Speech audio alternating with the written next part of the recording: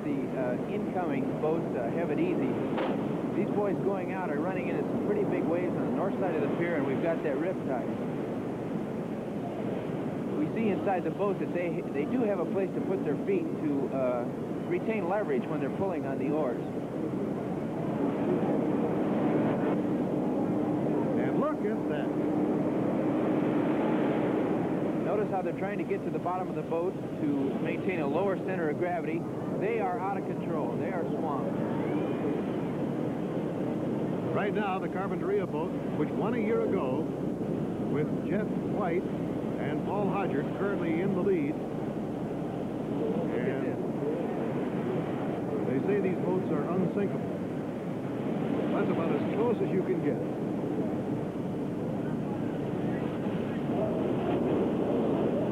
Now let's quickly get back to the junior men's competition. A good set coming in.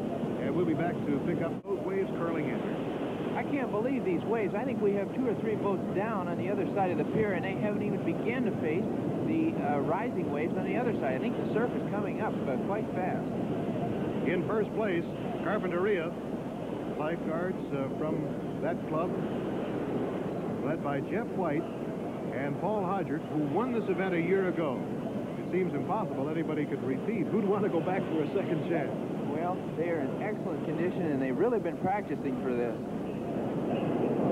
Now as the boats come in to the break, tremendous turbulence there. There's a big sandbar here. You get a cross swell from the pier.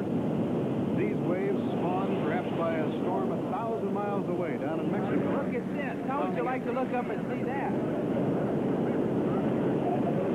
Look at the wind whip that water. They are in a tight spot.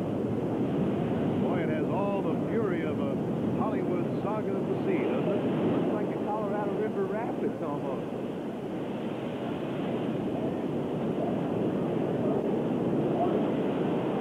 These fellows stroking in a bone-wearying sport.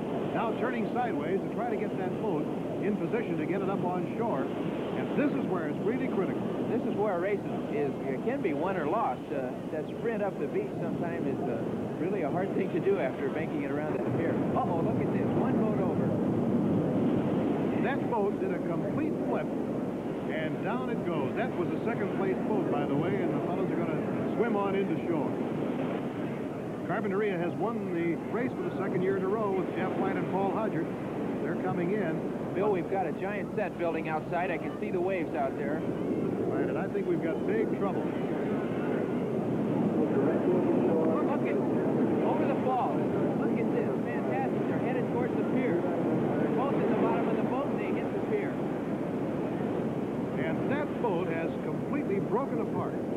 Just smashed by tons of water into those concrete pilings.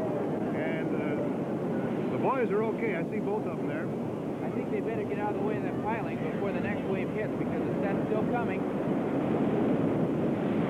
Fantastic. Look at that. It flew apart like a matchbox. Looks like it hit a mine. For heaven's sakes, look at this. So tough luck, but a big grin on their face, and this one was torpedoed, I think. For heaven's sake, the port side has been stove in. Looks like a war. Well, you can see why this is such a popular sport out here, but I imagine a little bit expensive. Yes, those dories are about $500 a piece, I think. This is the second boat, and they're going to try to get in to win that second place spot, but it's going to be tough. If they can stay in the bottom and keep the boat upright. Look at the speed that boat develops just with the wave itself. Wow, what a race! Indeed, a very specialized sport. The sport of dory racing, which originated in Australia and which has now become so popular out here in the West Coast. And this is our winning boat, the Carpinteria lifeguards, Jeff White and Paul Hodgert. And a wonderful demonstration that does have its life-saving aspects to it.